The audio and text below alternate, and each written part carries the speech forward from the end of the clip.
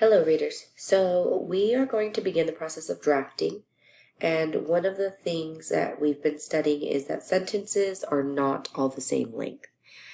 When writers vary their length of their sentences, they create a rhythm in their writing that keeps the reader engaged and learning. It also makes the writing sound more polished.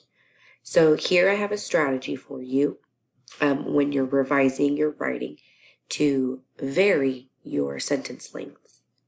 So step number one, before I start, grab paper, a pencil, and make sure to write these steps down. So step number one says read over a few sentences and notice if their lengths are the same or different. Step number two, if the sentences are long, try breaking them up. If they're short, try to combine them with a coordinating conjugation.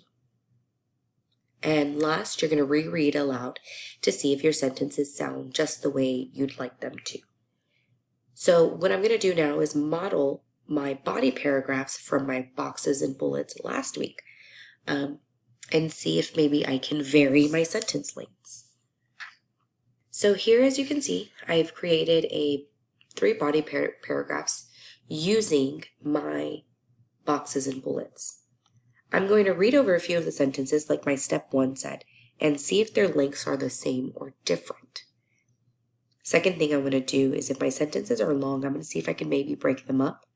If they're too short, I can see if I can combine them. Or, and then I'm going to reread aloud to see if the sentences make sense and sound the way I want them to.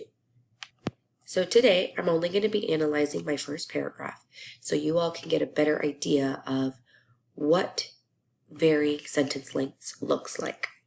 So my first sentence says, dolphins are some of the smartest and most playful animals in the ocean.